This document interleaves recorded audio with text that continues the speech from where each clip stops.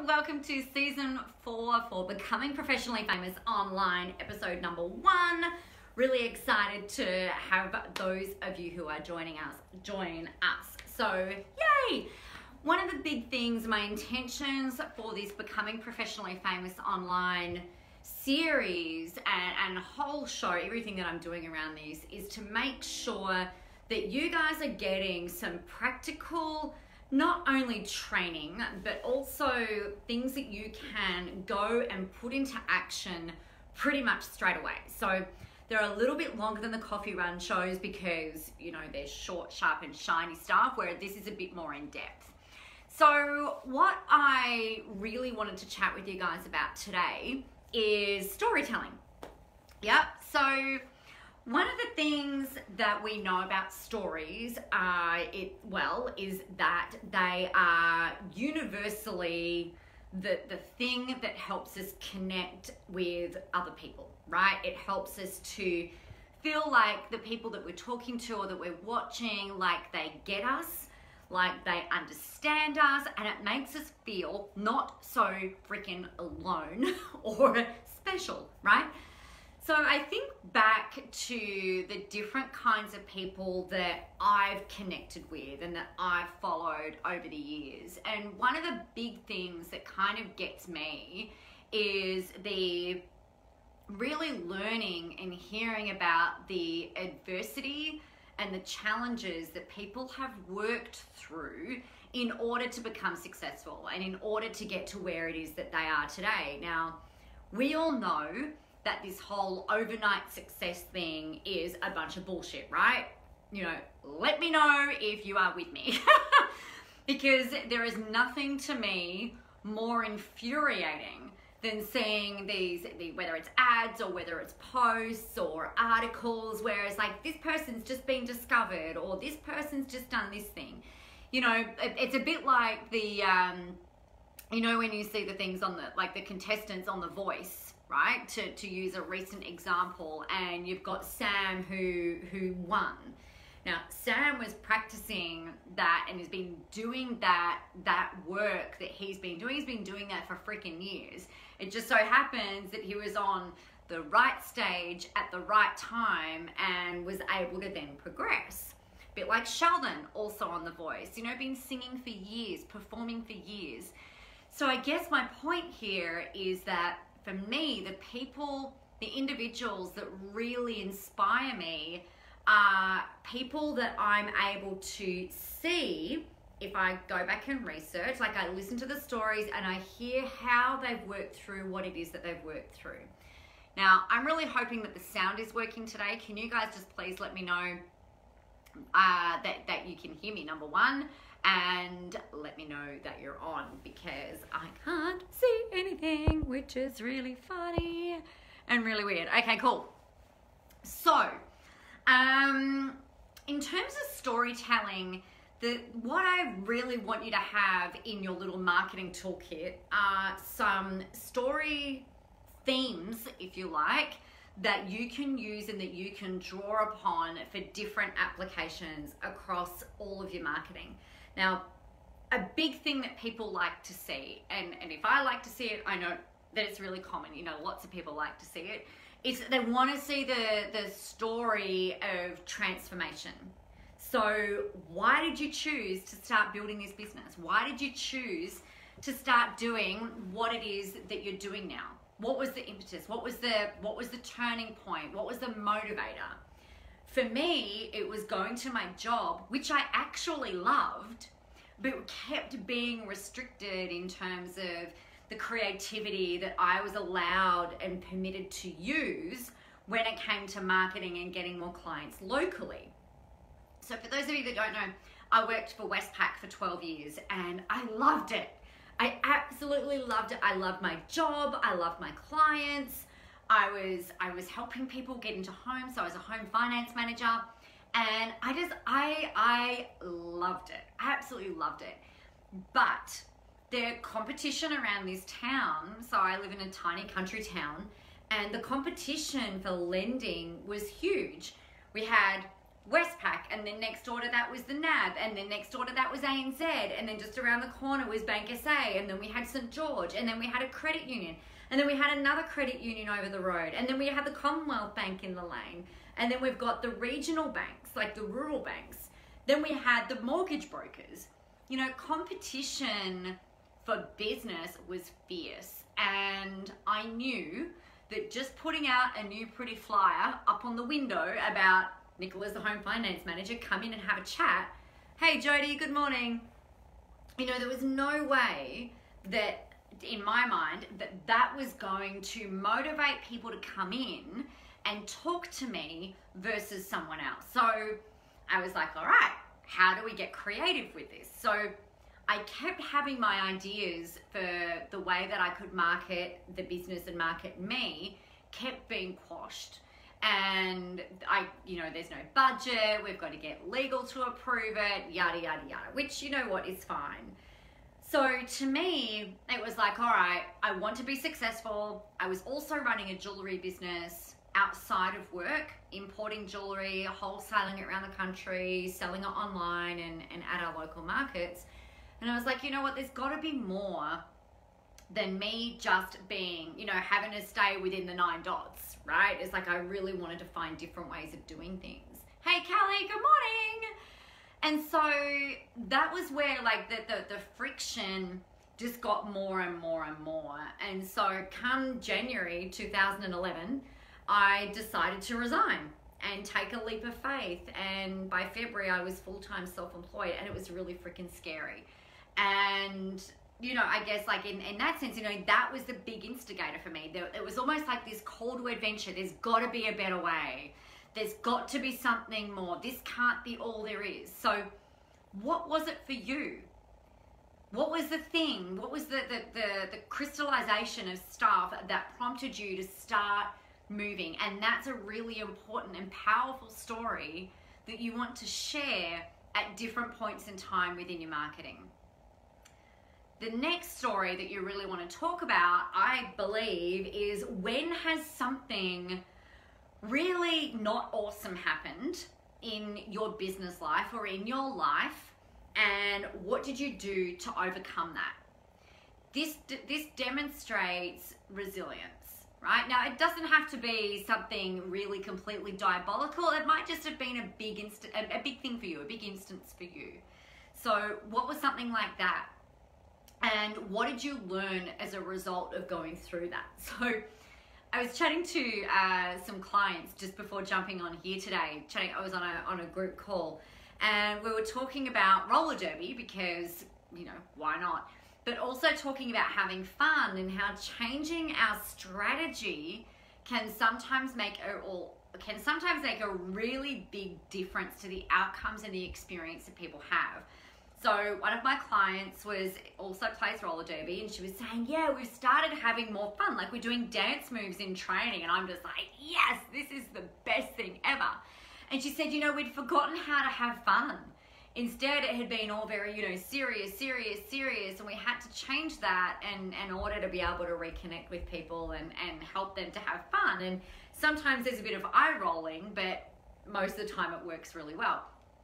So we were chatting about that, changing your approach.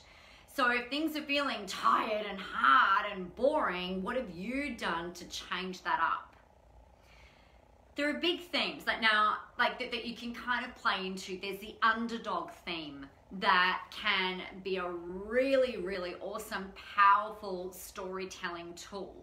So have you ever been the underdog? Have you ever positioned yourself as being someone who was the underdog? Like maybe at school, your teachers might have been saying to you that you were that person that was never going to be successful, or you're never going to make it. If you don't finish year 12, you're screwed.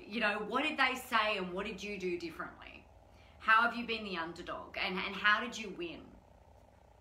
Rags to riches is another really powerful storytelling tool or theme.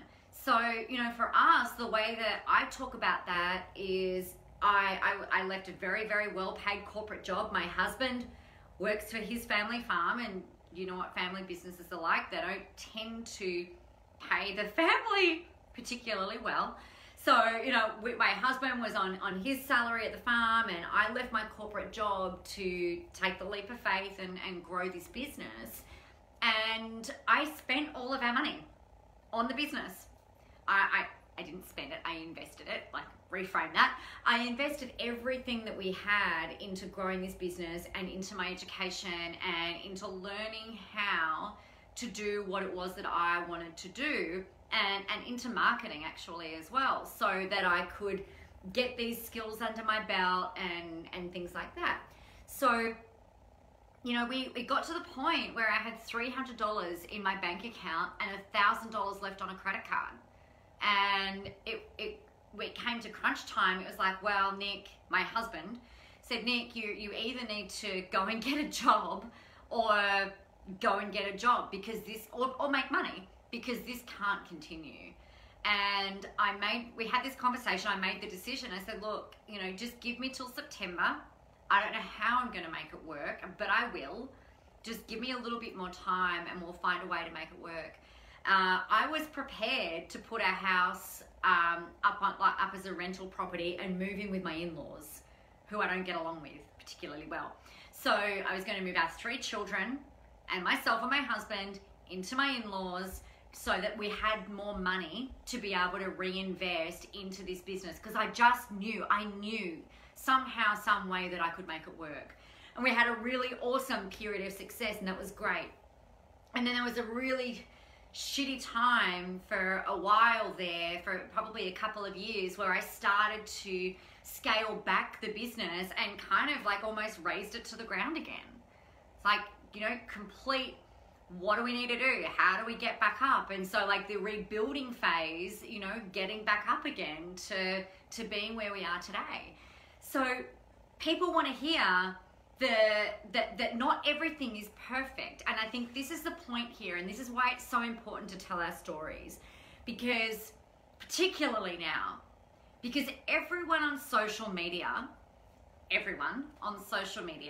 is portraying this idealistic version of what their life looks like. They've got, you know, the perfect Instagram photos, they've got the perfect branding, they've got the perfect website, they've got the perfect offers.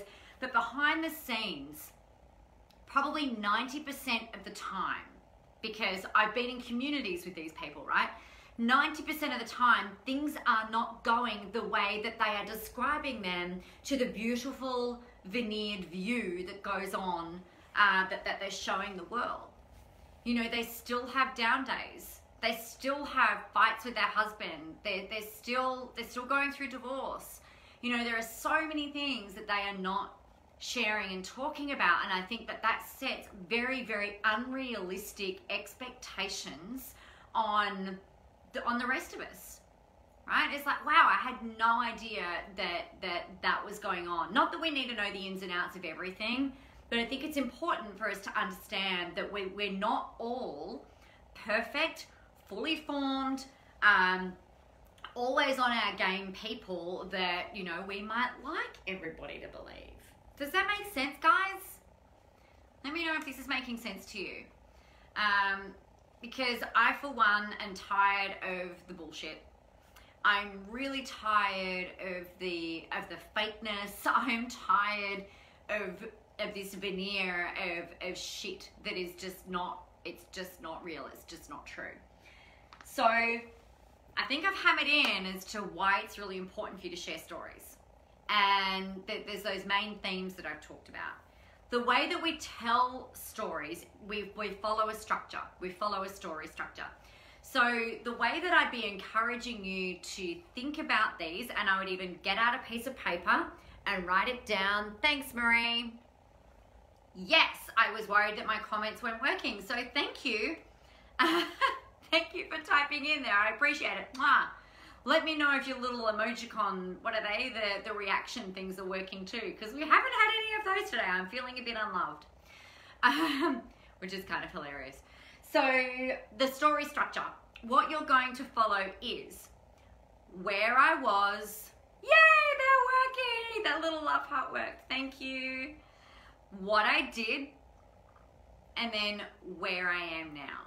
So if you're following the rags to riches story, You go, okay, yep, there was this time in 2010, this is where I was, this is what I did, and this is where I am now.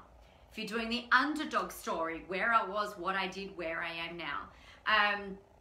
It might even be like hometown hero done good, I think is the story thing for that one. It's like if you live in a country town and you went to the big smoke and you've made it, and then you've come back and you're like this local hero type person, then where I was, what I did, where I am now.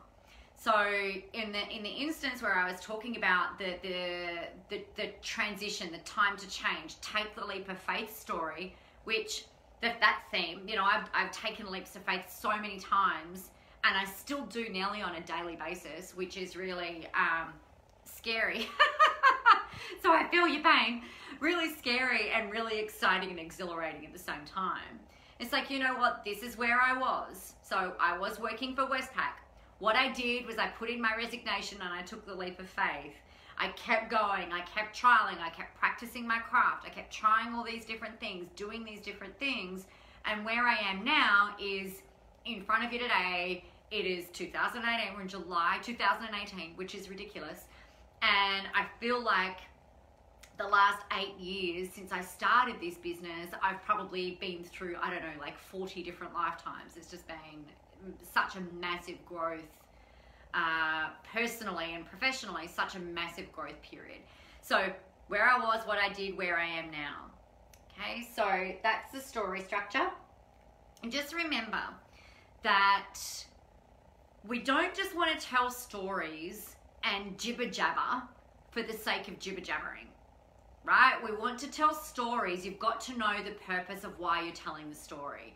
So the easiest way I think that you guys can do this is by going, all right, who is my audience? You've probably heard me talk about this a lot. Who is my audience? What are the fears that they have in place? So I know that one of the big, massive, massive fears for my people, both clients and non-clients, is this fear of failure. What if it doesn't work? What if I go and do this? What if I take the leap of faith and I crash on the fucking ground? You know, what if it doesn't happen? What if I can't make it work? What if I spend all this money and I go broke? What if I go and get this credit card and, you know, I can't pay it off? What if, right? So that fear of failure is huge. So for me, the intention and the purpose behind my storytelling is to let you know that fear of failure actually doesn't really go away, right? It doesn't really go away. It just becomes a little bit quieter at different times, but then there are different things that kind of evolve and change throughout our business life cycle, where, you know, the fear of failure might be a bit more around accelerating to another level, but the fear of failure, like it's kind of like a different underlying thing. So, you know, if I go and launch a new ad campaign, these days I don't get caught up in the, oh, what if it doesn't work? What if I go and spend money, it doesn't work? Because I know that stuff will happen. That where the fear kind of comes in, it's like, well, if I'm looking at investing in a new mentor, or if I'm looking at launching a new program or something like that, you know, that's usually where that, oh, like when I decided to put Spy School on. So you guys, you've probably seen maybe that I'm doing Spy School, Sales and Marketing Spy School in October. And I've been flip-flopping on this for probably 6 months. And last year I was like, oh, I'm going to put on Spy School. And then I was like, oh, no. What if it doesn't work? What if I invest the money? What if I go and book? What if no one comes? What if I can't buy any tickets? No one buys any tickets? You know, blah, blah, blah, blah, blah. So I flip-flopped around on making the actual decision and booking it in for probably a good 6 months.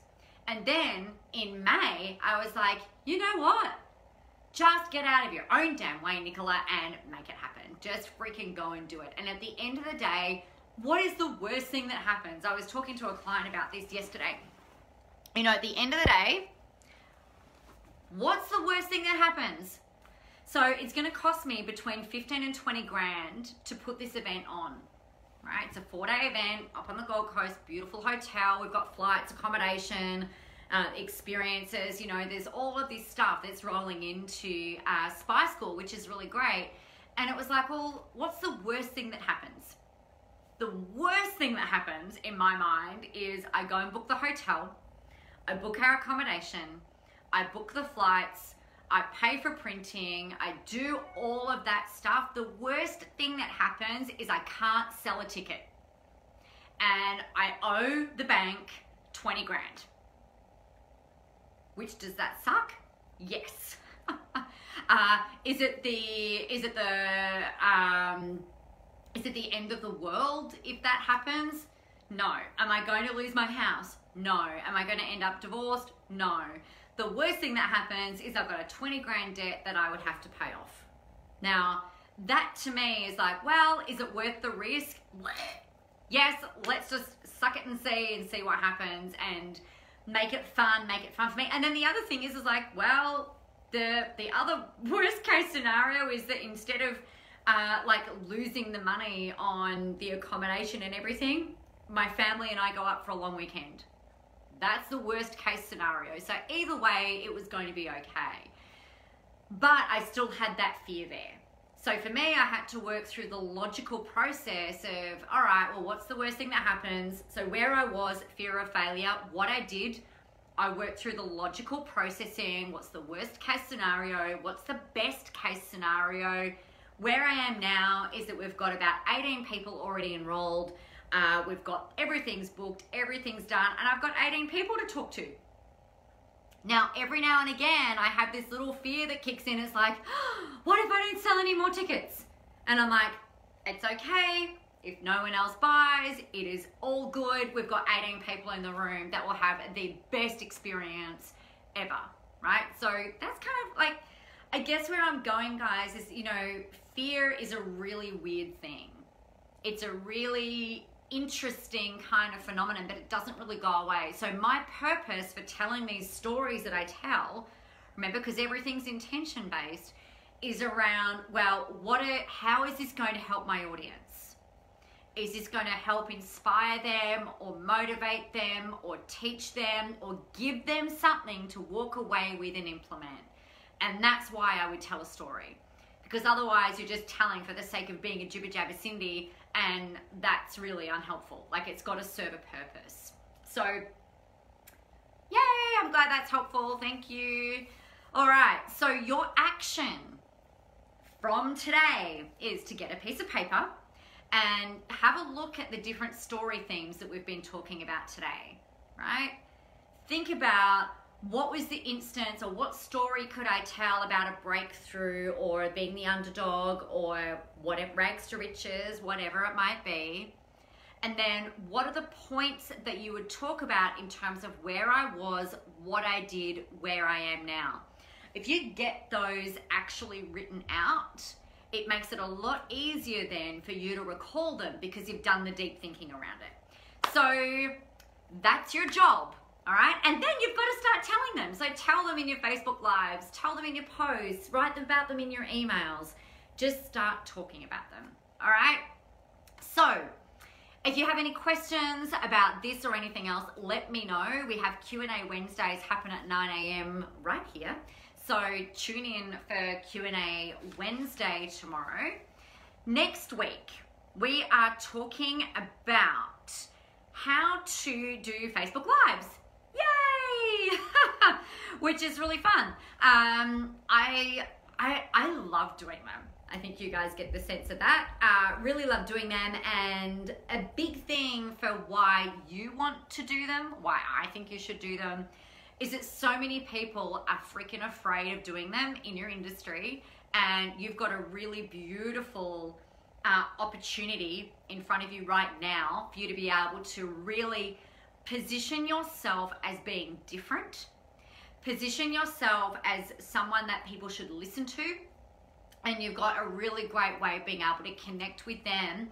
And Facebook, bless their hearts, like to really prioritize video content. So they will push your news, your video feed, like your video posts, into the news feed of your potential audience without you having to spend any money. Okay, so I'm going to talk about that. I'm going to talk about why I do things in the way that I do them in terms of the live streaming and things like that. So that should be helpful for you. If you've got any questions about anything, let me know. Otherwise, have an amazing and rocking Tuesday. Have a really beautiful week. Stay warm because it's cold in most parts of the country. But most of all, have fun doing what it is that you are doing. All right, everyone. Take care. See you soon.